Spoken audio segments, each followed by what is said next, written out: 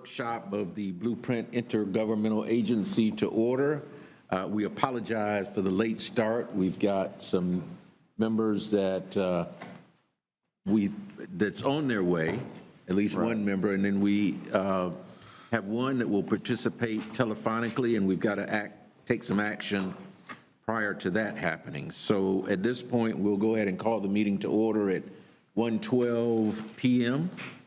And Mr. Pingree, I will turn it over to you so that we can get in the proper posture for and Commissioner Proctor to participate. We'll address, as soon as Commissioner Proctor is on the line, I think he's trying to. Now, let me ask you this, Ben, without a quorum. We can't. So even without. But he can listen in. As soon as we have a quorum, I'll stop the presentation for there to be a motion and do board action for him to participate formally. I do note that Chairman Maddox ran a little late, and I think Commissioner Welch is running a little late. Commissioner Jackson will be absent today. Right. So listen, Mr. Chairman, Commissioners, Directors, thank you very much. You have before you your budget workshop, your annual budget workshop. We do have a presentation. It's relatively brief, but it is thorough and I think informative. Just want to say at the outset, and you'll hear this a couple of times, adequate time in the budget workshop for board discussion, questions, and direction to be provided. But if you'll see a few things as we go along, but if you'll just give us about 15 minutes to walk through some of the key points, I think we may answer some questions you might have, and then we can always come back to anything. We're going to try and be pretty succinct here for you. Okay. So I'll start it off. Just to sort of overview the budget process and highlight, we start early in the year in accordance with your budget policy. I note that there are representatives from city budget and county budget.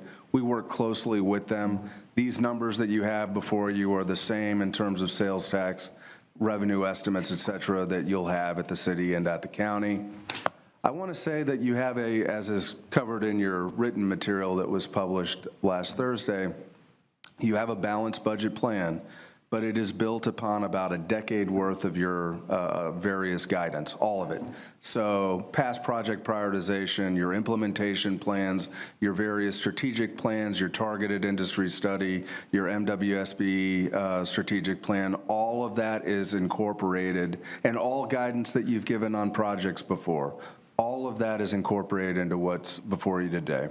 You're going to hear a little bit about the revenue picture improving. We've gone through a couple of cycles where the revenues were down because of the pandemic and the implications of that. As you know, it's been a very good year, and you'll hear a little bit about that. I want to highlight at this point, we are still being conservative, though, on the revenue side. We're going to capture some of the gains, but we're not overly aggressively doing so. So that's borne out in the documentation before you. You're going to hear about the operating budget and the capital budget, both on the Blueprint infrastructure side as well as the OEV side, and how that aligns with the prior direction that you've given. And you'll hear probably a few times, and the first time will be now, that this 5-year work program that we've been talking about, over $500 million worth of projects across the community, over $300 million of that being in the south side. That is still on target. That is still on schedule. That is what we're doing day in and day out. Okay, so we're going to receive the direction from you here, wherever that may go today. As you might be aware, you have 2 public hearings to approve this budget. The first one will be on August 31st at your Citizens Advisory Committee meeting, and then the final one will be at your September meeting on September 29th. And that will be inclusive of any direction that you may give today. Presentation overview, what to expect. I'll pick up the pace here a bit. We're going to talk a little bit about revenue estimates. We'll go into the operating and the capital, as I just said. There are a series of budget recommendations that are incorporated into option 1 at the end, and we'll leave it there, and then plenty of time for IA board discussion and any direction that you may give. Now, Trace is here. I do want to commend him. He's our senior accountant, sort of a city and blueprint staff person. He's here mostly to answer questions, but I'm going to have him just walk through one slide here on revenue estimates. The bottom line is it's been a very good year. Actually, no, I'm not turning it over to him yet. I have one more slide, sorry. A little update. You had asked for an update at your last meeting on the bond. You may remember back in February you had issued a bond. The I board gave us the direction to issue a bond for $90.3 million for 9 different projects. We talked at that time about the strong bond rating that you had, the high rankings because of the strong position and history and excellent credit rating that this organization has. That bond sale did occur. It occurred actually after your last meeting, so it occurred on March 29th. The final all-in true interest cost was 2.5971%. You may remember back in February we had a conversation about capturing the low interest rates in an inflationary environment, acknowledging that not just ourselves and your respective budget teams, but the professional consultants were looking at an increased bond rate environment. I am here to report at this time, not only did we capture that, but the bond rates have gone up. So had we, say, waited till today, the market is now over a full percentage point higher, and that would have equated on a $90.3 million bond issue. That would have meant over $10 million more dollars in payback over the life of that bond through the end of this tax. So kudos to the IA board for the action. Mayor Daley? I want to make sure I understand this correctly, because that was an active conversation that took place at this board that we should postpone the vote on the bond. And had we postponed that vote, how much more in interest could we possibly have had to pay? We issued a bond for $90.3 million. At the end of the tax, we are going to pay $112 million, which is inclusive of debt service. Today's rate is 3.68%, which is over a full point above the 2.579. That full payback is $122.5 million, so that's $10.1 million higher. And we'll talk about a 2024 bond issuance. We're going to continue to monitor the bond rate, but that's the answer to your question, Mr. Mayor. So follow up, Mr. Mayor. Mr. Chair?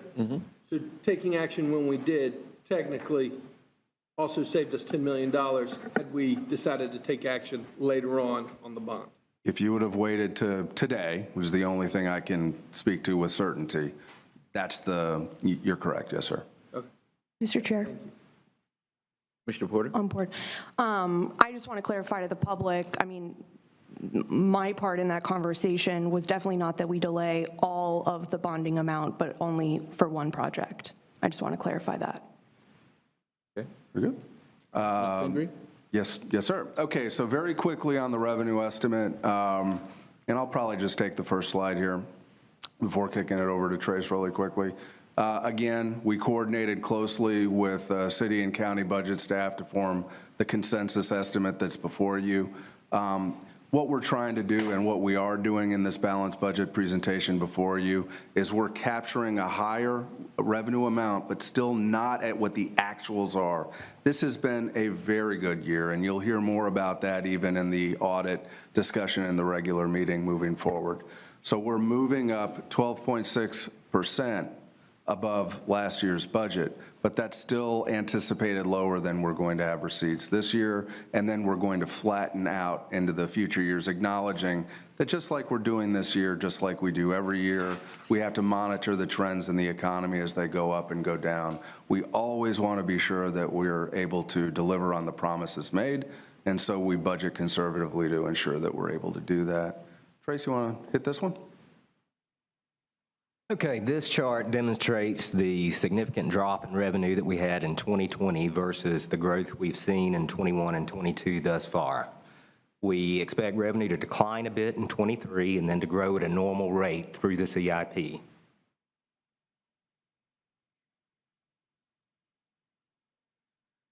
Overall, through 2040, the revenue estimate revises up the forecast by a little over 3% through the life of the sales tax, bringing the total share to $831 million. The proposed CIP includes $145 million in financing, including $120 million bond issue in '24. The amount and timing of the bond will be revisited multiple times before it comes to the board for approval. While the revenue estimate is improved, inflation will cause increases in project costs, which Autumn will address. Do that right now. Thank you, Trace. Thank you, Ben, Board of Directors, City Manager, County Administrator.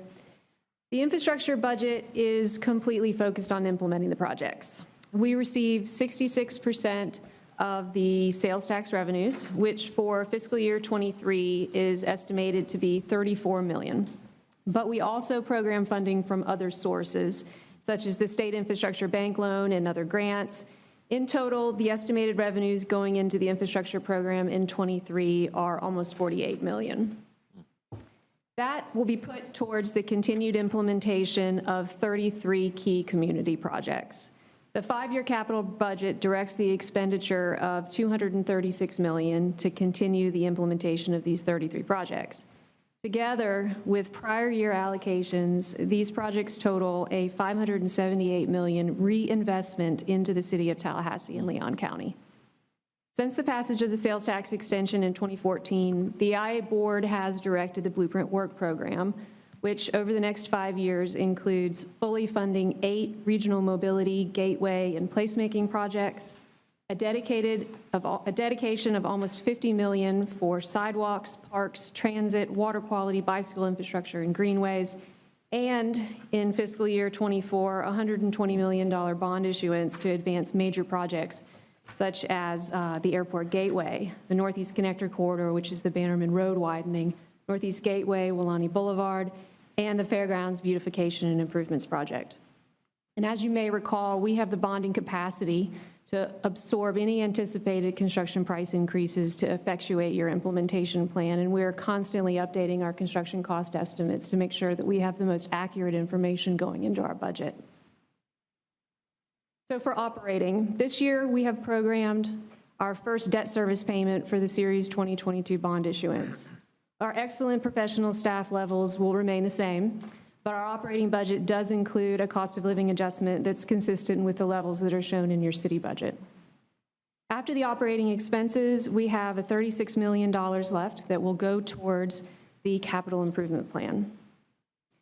In fiscal year '23, the $36 million goes towards 16 projects, but this is really part of a much larger program of work.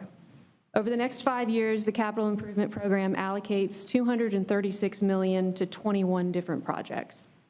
The investment in the CIP coupled with prior year project allocation puts $578 million, or over $500 million worth of infrastructure improvements community-wide. Over the next 5 years, the CIP fully funds the Northeast Park, Fairgrounds, Northeast Connector Corridor, Northeast Gateway, Monroe Adams Placemaking, Market District, Orange Meridian Placemaking, and the Capitol Cascades Trail Segment 4. Included in the 236 over that 5 years is the dedicated $50 million invested through city, county, and Blueprint administered annual allocation projects. Those projects are specifically for sidewalks, for transit, for water quality, for operation of parks, for greenways and bike routes. And let's talk about those last two as Blueprint implements them. Our Greenways project receives an annual allocation of $790,000.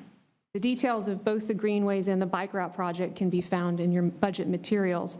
But at a high level, our Greenways work program continues the active projects that you've already initiated, but it also earmarks funding from that annual allocation for the University Greenway and the future phases of the Thomasville Road Trail.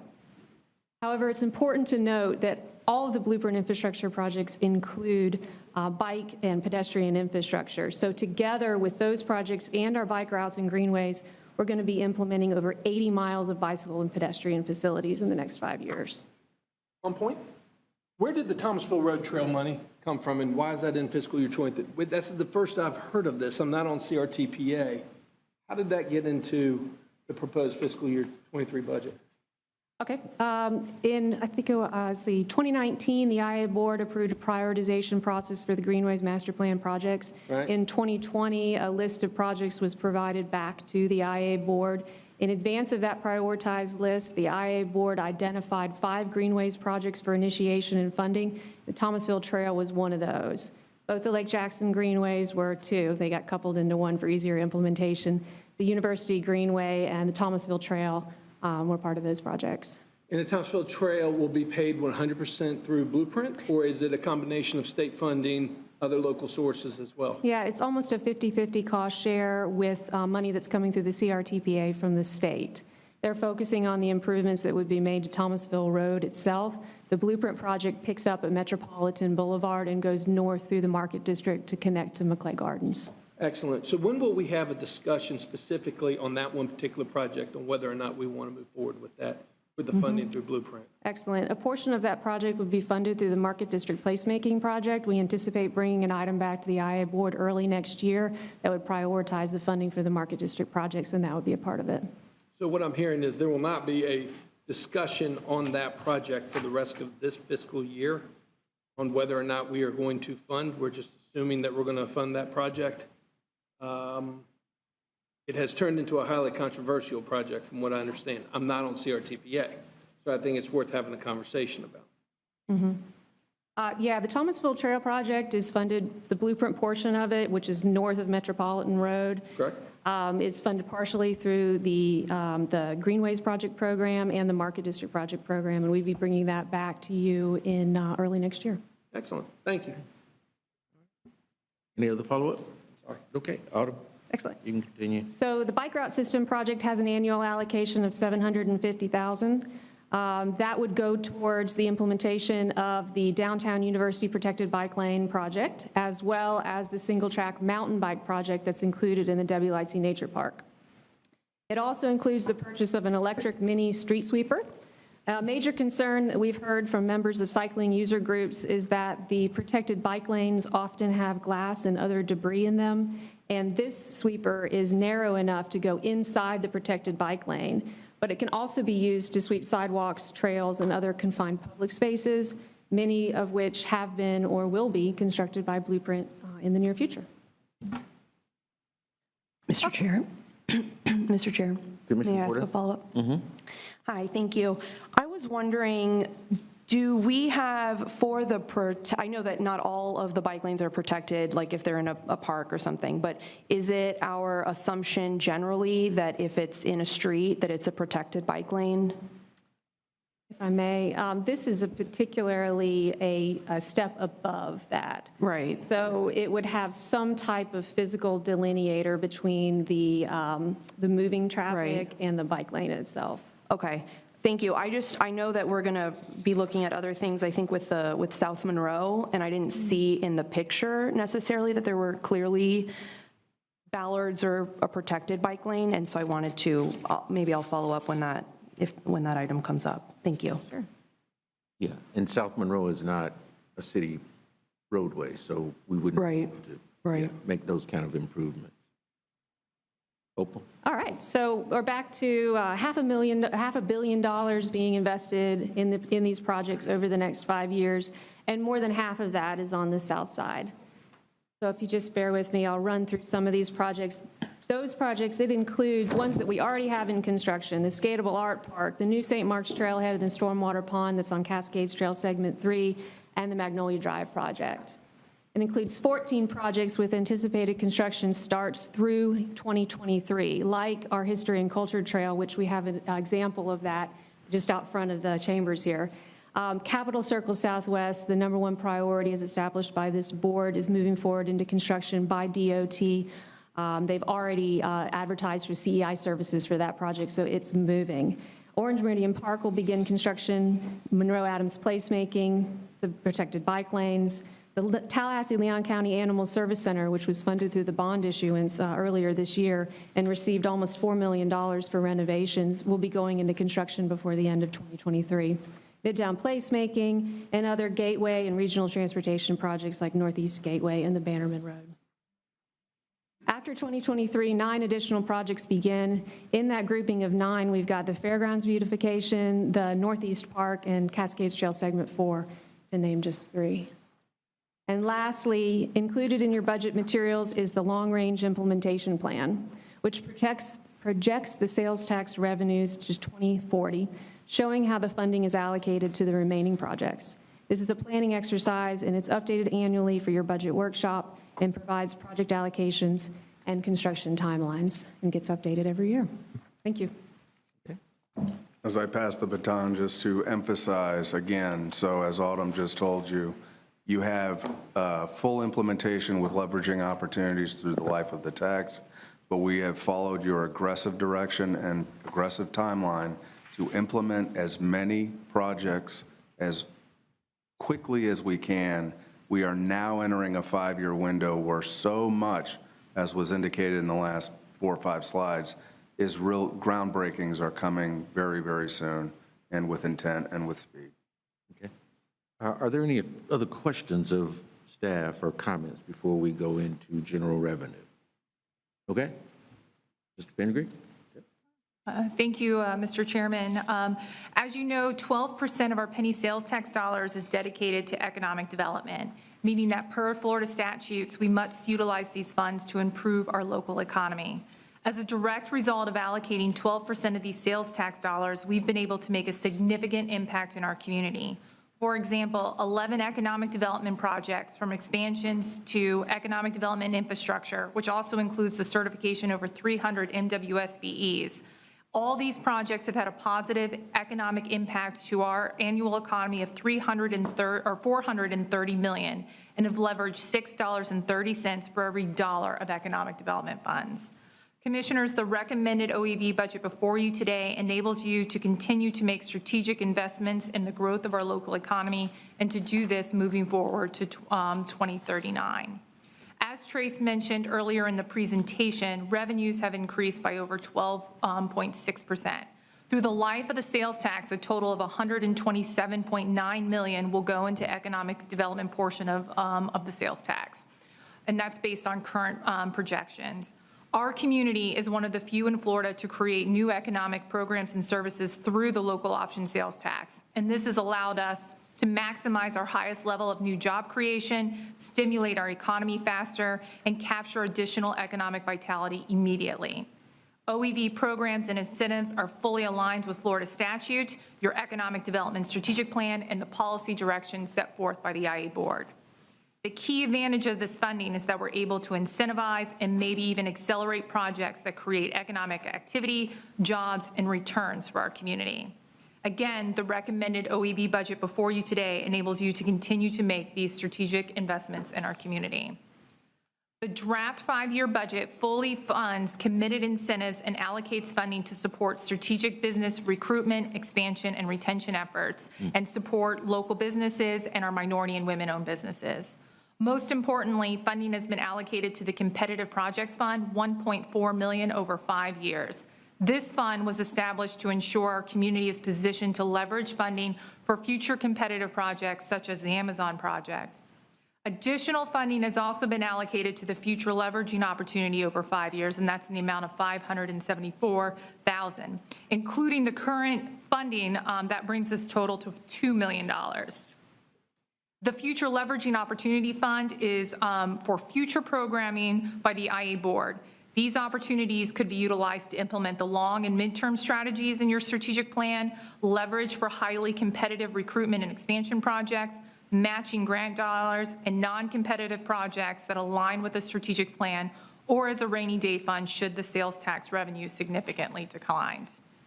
The proposed OEV operating budget has a cost of living adjustments consistent with the City of Tallahassee and no new positions. I do want to note that this year's budget does include the previous approved new positions for our MWSBE office as they continue to support the growth of our minority and women-owned businesses.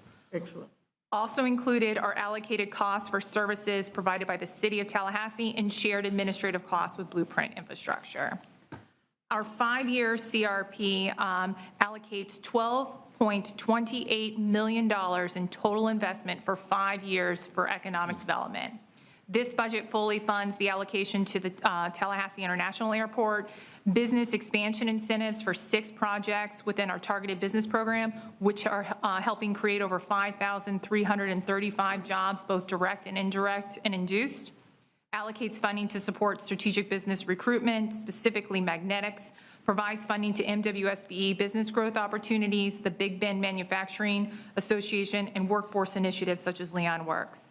As I mentioned earlier, the Future Leveraging Opportunity Fund and Competitive Projects Fund, our funding is also included in this budget to position our office to act expeditiously on competitive incentive projects to recruit and expand businesses, including local companies. Oh, Mr. Chairman, hold on. May I jump Mr. in? Mayor? I want to make sure I understand this correctly, because this is pivotal. This is very important.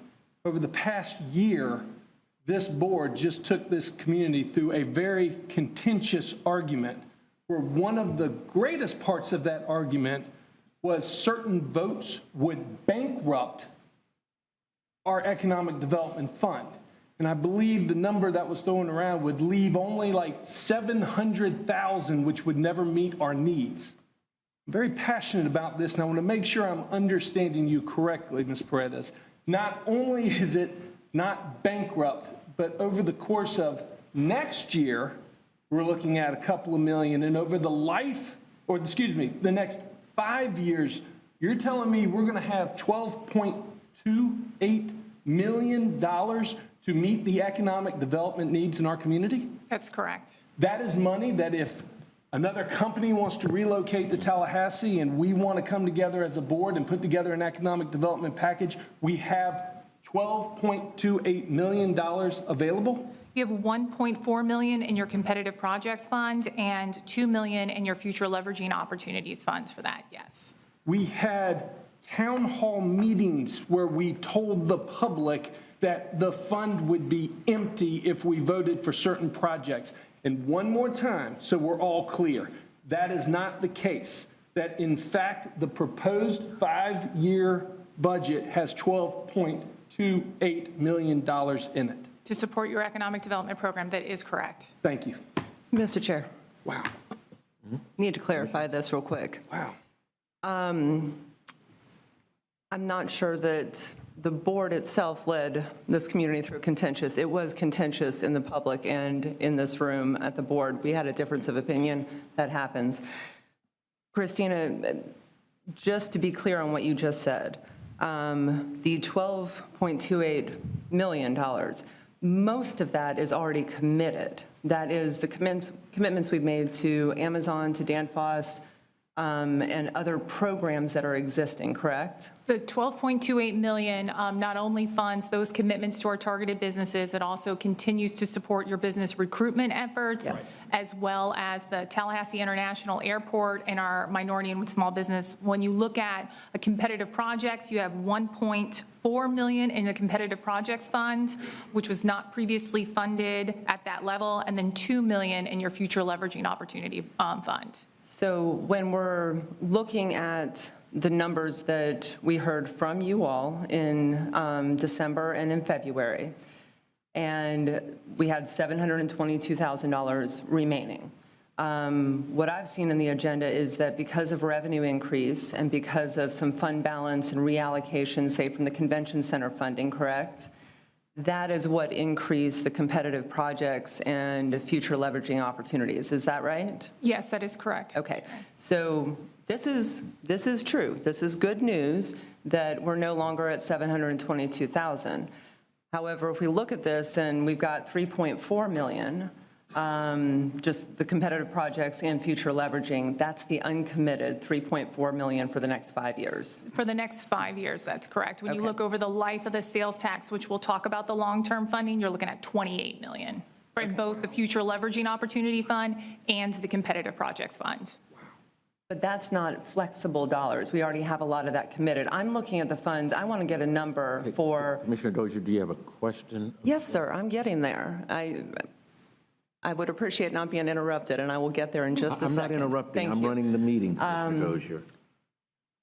And I'm asking but my. I didn't think we were here to have a conversation between staff, and if you have questions or comments for staff, we're engaging now in a dialogue with staff, and we're. Mr. Vice Chair, this is a budget workshop. The mayor just asked a series of questions. In fact, has asked questions on several items, as have other members. Have questions, So feel free to ask. I would your very questions. much appreciate being able to ask my questions and get into that I'm allowing you dialogue. to ask your questions, but not to start a dialogue with staff. Commissioner Dozier, that's, Okay, well, I think we're splitting hairs, but this is an important piece. We all need to know if you have 16 active projects going right now. That's great. So if one of them were to look for an incentive, the incentive for Danfoss was 2.3 million, the incentive for Amazon was 2.5 million.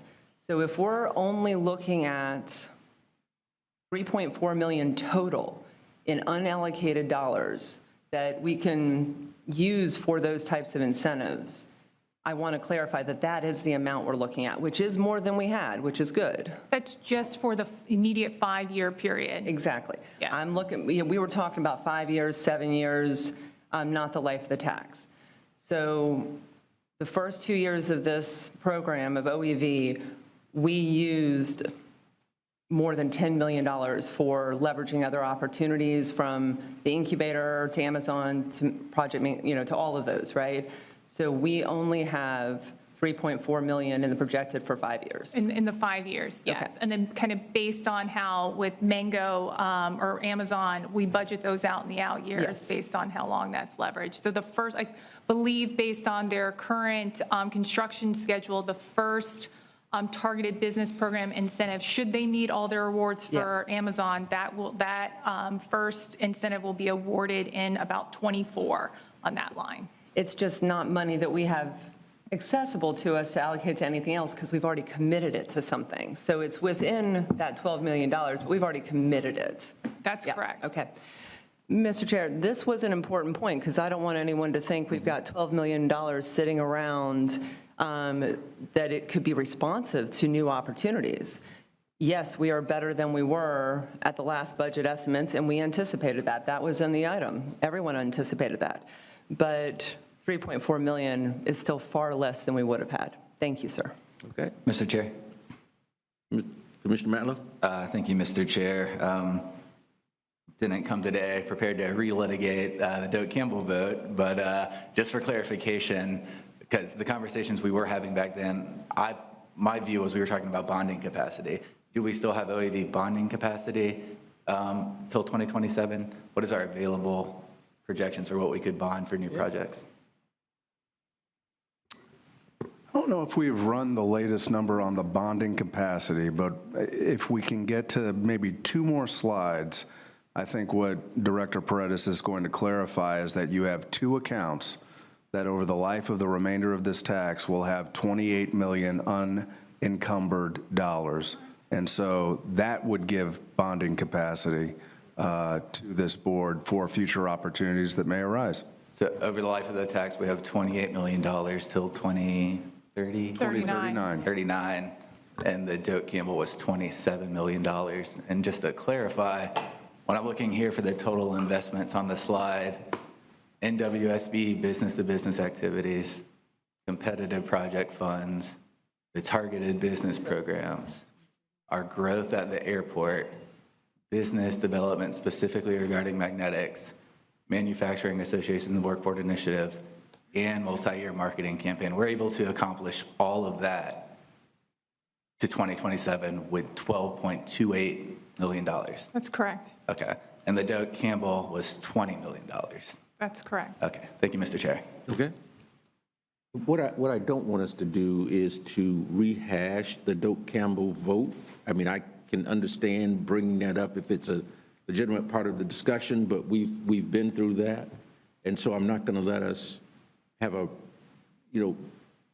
rehashing of that vote.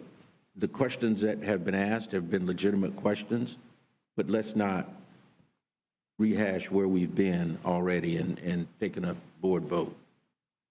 Mr. Pingree? Mr. Chair, Directors, thank you so much. We just have a handful of slides. We'll bring OEV in for a landing. I have a few final comments. Okay. And then it's to you, Mr. Chair, and discussion and action. All right. Not yet.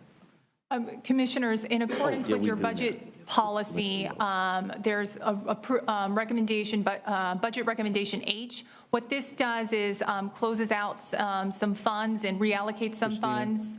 Before you go forward, Ben, let's get Commissioner Proctor on so he can participate now that we've Okay. got a quorum. I'm going to ask, because I know he was trying. Commissioner Proctor, are you there? I don't think he was able to connect on the WebEx. He was not. Okay. Mr. Chair, what I would recommend, just so as soon as he comes on, he's live, is if there could be a motion to allow. So moved, Mr. Chair. Second. Okay, there's a motion by Commissioner Minor, seconded by Commissioner Porter to allow Commissioner Proctor to participate telephonically if and when he comes on. Are there any questions? All in favor signify by saying aye. Aye. Opposed, like sign. Motion carries. Thank you. Okay. All right. Commissioners, in accordance with your budget policy and shown in recommendation H, we've closed out some projects and rolled them into others. One of those is the deallocating funding for the convention center project. We're going to utilize these funds where they're needed today. And I did want to know, as we've kind of discussed here, that there's $20 million in your future leveraging opportunity fund over the life of the tax, which could be used for a new partnership in that project should that arise there too. And we combined the magnetic technologies recruitment and the business development into one line item in your last year's approved CIP. And then when you look at the long-term funding for our office, so this is the 20-year outlook, it keeps us in a competitive position to leverage funds in the out years for key business development activities. This includes supporting the growth of minority and women-owned businesses, local business, and strategic business recruitment. So with $20.6 million allocated to the Future Leveraging Opportunity Fund, and that's up 35% from the $13 million we discussed at the February meeting, and $7.4 million in your Competitive Projects Fund. Combined, there's $28 million through 2039 to position our community for future competitive projects, similar to Amazon and Danfoss, implement long-term strategic planning activities, and non-competitive projects that align with your strategic plan, or as a rainy day fund should sales tax revenues decline. With that, Commissioners, we're recommending the approval of the budget recommendations as they relate to OEV F through I. And again, these budget recommendations enable you and the IE board to continue to make strategic investments in the growth of our local economy and to do this moving forward to 2039. Okay, so before turning it back to you, just very quickly, what I'm doing is flashing on the screen all the recommendations that are included in option number 1. Again, Mr. Chairman, directors, you have a balanced budget plan before you. You've just heard from your 2 directors that implements all the previous direction that you've given thus far on time and on budget. We're very excited about the groundbreakings that we're anticipating in the next year, 2 years, 3 years time. And with that, I believe we're back to you, Mr. Chairman, for your discussion. We're here to answer any questions that you may have. All right. Thank you, Mr. Pingree, and thank you, staff, for the excellent presentation. Questions and comments before we get to the recommendations by staff? Mr. Mayor? I was going to make a motion when you're ready. Oh, okay. Any other questions, comments? Mr. Chair. Motion, Mr. Mayor? Oh, Commissioner Matlow? Just one question on the convention center reallocation. We saw the money taken away. Have we officially squashed that idea and taken out future convention centers from consideration? It just deallocates the funding in that project. If you have a future opportunity that arises, utilizing the monies within your future leveraging opportunity fund, you could have that discussion based on your recommendation and approval. Is there a standing direction to continue to consider convention centers? I believe the action of the IE board was just to discontinue the conversations with FSU at the time. Okay, thank you. Okay. Motion, Mr. Mr. Mayor? President, Oh, you can go to make a motion. I can make my comment after. I just want to say thank you. It was a great presentation. We're in great shape. Let me make sure I understand correctly, too. The audit came back Clean. You will have a perfect, strong clean, fiduciary, strong. well independently reviewed, managed, directed under your policy direction organization here. Hey, job well done. I'll make the motion for staff recommendation for option Second. number one. Okay. Did you second it, Commissioner Dozier? Yes, okay. Seconded, the motion by the mayor, Just by a second. seconded by Commissioner Dozier. Mr. Wow. Vice Chair. Commissioner Dozier. We're all jumping in for seconds on that. I just had a couple of quick questions. So I appreciate the fact that we've still got conservative estimates. I mean, revenue has gone up. We've all been surprised by that. It's been good. But you all were very clear on the item, and I'm glad you did this, that we still need to be conservative. Both city and county are projecting leveling off, coming back to normal. And we have talked about inflation, particularly on the capital projects. So this is kind of a two-part question. One, we could see construction costs continue to go up, and we could always experience another recession or another blip at some point. So just for clarity for everyone, these revenue estimates, you all reflect on them every year, and it is reflected in our budget. So we could see those numbers go up and down based on Blueprint 2000. Numbers went up over the life of 20 years. But am I tracking that pretty clearly? Completely accurate, yes, ma'am. So thinking about the construction prices and inflation and interest rates, let's all be very, very hopeful that we start to see some correction in that in the next year to 2 years. But projecting forward for the 2024 bond, and I'm sure we'll have more time to dig into that, should the cost increase dramatically? I mean, you've already got some money pushed into that bond. Are we going to need to take a kind of a big gut check when we get to that if construction prices continue to go up and we don't see a leveling out in interest rates?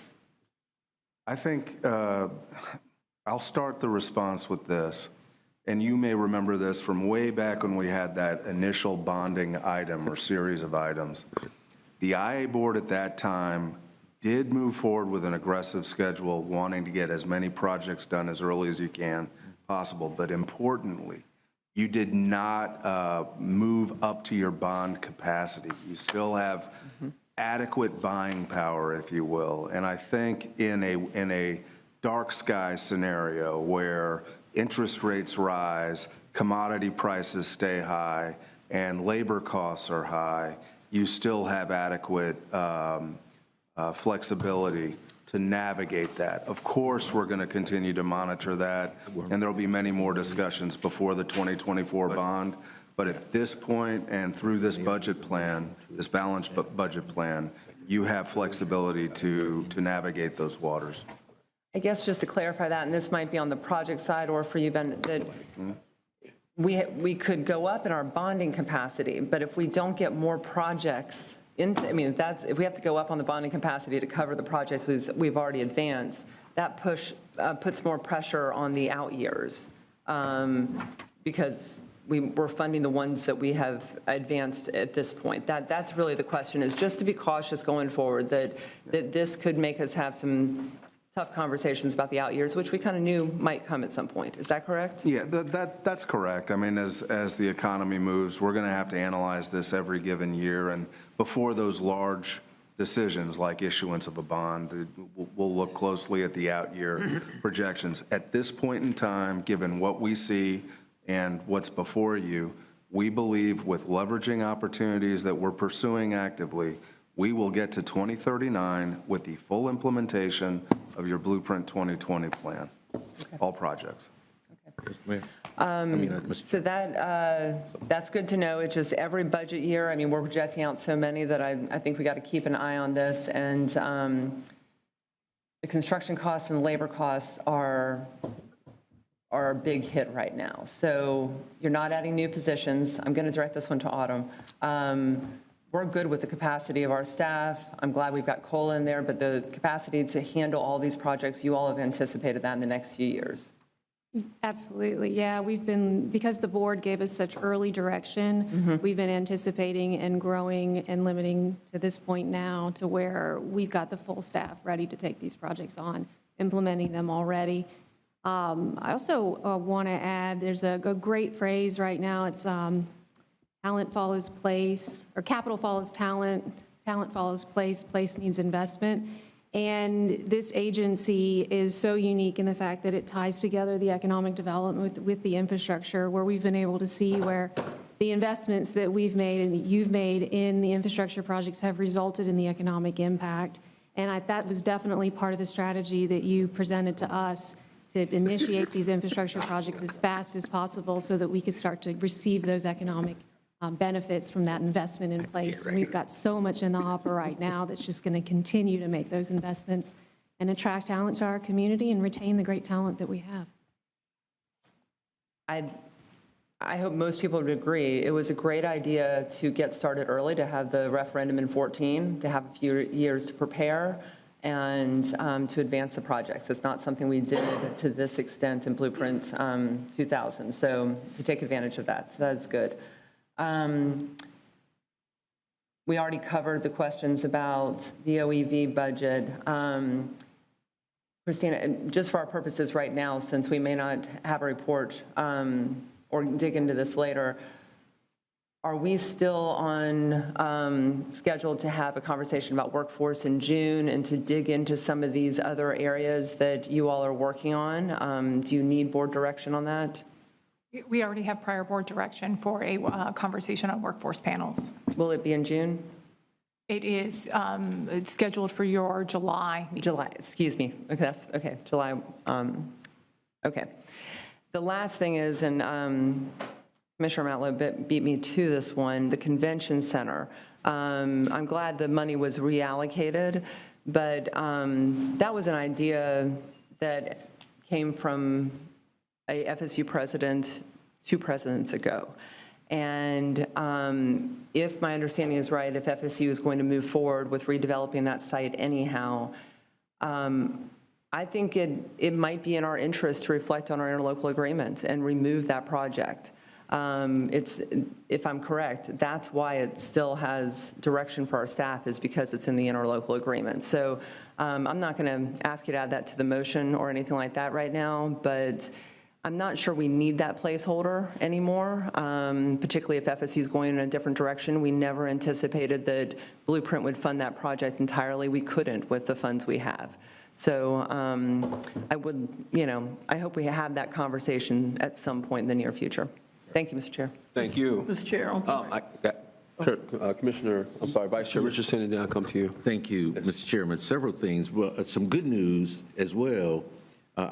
Commissioner Williams-Cox and I serve on the TDC board together, and I think, some of the action, we're anticipating increased visitor stays in the community, and certainly that will contribute to the sales tax revenues, which we haven't talked about here today. So that's the good news. And some of the actions that we've taken as a board, for instance, the contribution that we made to Tallahassee Community College to upgrade some of their athletic facilities. They will now be able to host, because of those upgrades, will be able to host tournaments that will bring visitors to the community. So all of that will add to, which we didn't anticipate, will add to the revenue that we will have to spend on these projects and for our future bonding capacity. And I'm glad to hear that we're anticipating at this point that the projects that we've promised this community will be completed on time and at least within budget, hopefully below budget, but at least within budget. Because as a member of the original Blueprint Committee, that was one of the things that we promised back then, and we were able to deliver. Every project that we promised this community was completed on time and within budget, and that helped us when we came back to the community almost 20 years later, saying that we wanted to extend that tax another 20 years. So it's going to be important that we fulfill that promise to the community. I do think it's important that we do make it clear to the community that this fund will not be bankrupt and that we will still be able to recruit businesses and create jobs in our community. That was out there. And there were those who came and spoke and approached us individually with that argument as to why we shouldn't take certain action. And so now I think it is incumbent upon us as a board and as individuals to let this community know that we, in fact, will have the funds available to move our business recruitment efforts forward and to create jobs in this community, and make it clear that in no way did that vote put us in jeopardy of bankrupting that fund. I really think it's incumbent upon us to get that message out there clearly to the public. Thank you, Mr. Chairman. Thank you.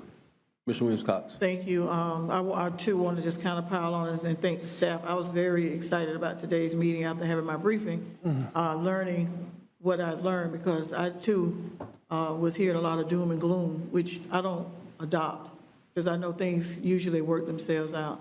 I'm sitting here thinking of a Bible story. The 7 years of famine and 7 years of feasting. And I think that what you all have done is, with the board direction, you've identified how we could squirrel away to prepare for the future. And I think that the proactive thinking and negotiating and contractual things that you're doing to help us ride this inflation ride that's happening. I know we can't do anything about the construction costs, but we know that there are other things that are rising other than construction costs. I went to Sam's the other day and filled my car with $91 worth of gas. Woo. So, you know, it's not just construction costs, it's costs, period. But I appreciate the fact that you level-headed, without emotion, with data. You all have been able to surgically prepare us for the future without losing the patient, if I should say. So our community is still vibrant and moving. I do have this question over in regards to what Commissioner Dozier said about the convention center, since that seems to be a subject.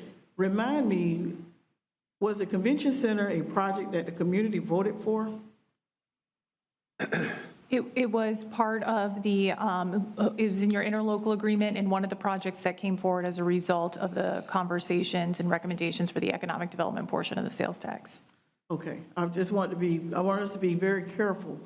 And none of us have a crystal ball about what our future needs will be. I am, and I mentioned this, I think, at the Tourist Development Council. I attended a conference in College Park with 8,000 attendees. And in a few years, that type conference for this organization I'm a part of is planning to come to this area. I would hate to not have some way of bringing that those economic dollars to this community, simply because we have no way of housing them or any way of having the adequate meeting space for them. So before we quickly pull out our eraser, I think that we need to reassess as we are recovering, reassess what the community needs might be in that regards. And when I tell you that those 8,000 participants paid somewhere around $300, I think, per person just for registration, and stayed in 9 hotels, and spent a lot of money on food and shopping and what have you. We could, if you talk to College Park, that was a real shot in the arm. And so I would hate for us to, because I've been a part of this organization, and when we've had to plan and we couldn't come to this area, we had to go to Atlanta to do it. So we took resources out of this community to take to Atlanta. You think they need our resources? No. And when we didn't do Atlanta, we had to do Tampa. So I want the capital city of the 3rd largest state in the union to be able to house a conference of 8,000 to 10,000 folk in a few years. Maybe not today, but in a few years. This same group is joining with 9 other regions to go to Orlando. And right now, I'm told that there are 12,000 registrants in person, not knowing how many are virtual, to participate in this. And that cost is over $500 per person. So I want Tallahassee to be a player in bringing that kind of money here one day. Thank you. Mr. Chair, Ms. Dozier. could I follow up? What? Commissioner Williams-Cox, I agree absolutely with what you said about the need for more meeting space, the value added. We got a report from the TDC at our COCA board meeting, and it is fantastic. The revenue is going up. I mean, this is just phenomenal. So I do agree with you. The language in our agreement is very, very specific to looking at a partnership with FSU to build a convention center. And my comment was simply that if FSU is moving forward with the hotel, with other things without working with us, and if we don't have the funding to meet a convention center commitment ourselves, we could reflect on that language. I think this board could always bring back a direction for staff to look at a future convention center opportunity. I'm simply saying that very, very specific language that was part of the Madison Mile, that was Eric Barron's language, but part of the Civic Center property, if that one opportunity is gone, it doesn't necessarily need to be in our interlocal agreement. That was it. So the bigger picture is good, and I think we should always be looking for those opportunities and to collaborate. And I guess since we're talking about this, and it is important, it's a workshop, it was my understanding that we were asked to reflect on $40 million commitment. FSU would bring in other money. But I've heard, I think it was upwards of potentially $80 million on the local match, on the city, county, or, blueprint OEV match. This was somewhere in the winter of 20 to 21. Ben, I'm looking to you. I know you can't go back and remember exactly that number, but it had escalated quite a lot, and there was parking and there was other issues. I mean, it was something that would have been out of the budget for OEV anyhow. Is that correct? I can't remember beyond the 40 million, but yes, it was. You don't have to get a specific number, but it had gone up substantially. It had gone up. Yeah. No, the cost to build a convention center at the level that the community needed. Of course, the study revealed the minimum square feet gap, if you will, that we didn't have. No, it would have been a costly undertaking. So, I mean, I'm reflecting on your comments, Commissioner Williams-Cox, but for all of us, it may be in our interest to reflect on, to bring back some of that information, the study, if we want to keep it on the books, and just change the language. So it's an idea, or we can bring it back to this board at some point, but it's not going to be connected to FSU in the same way that it was framed way back in 2013, and that's how it got on the list. That was my concern. Thank you. Any other speakers? Seeing none, I have a motion for staff recommendation made by the mayor, seconded by Commissioner Dozier. Any objection? Seeing none, showing is carried. Mr. Chair, if we can check to see if Commissioner Proctor is on the line. We've been trying to get him We've via been trying to get him on. WebEx, and if he is on the line, then we would need a motion to allow him to participate. We did that. Oh, I'm sorry, I missed that piece. We did it. But let's check and make sure that he's. Commissioner Proctor, are you there? Are you there, Commissioner? Not there. Okay. Mr. Chairman, we'll be back at 3 o'clock for the regular meeting. Thank you. All righty.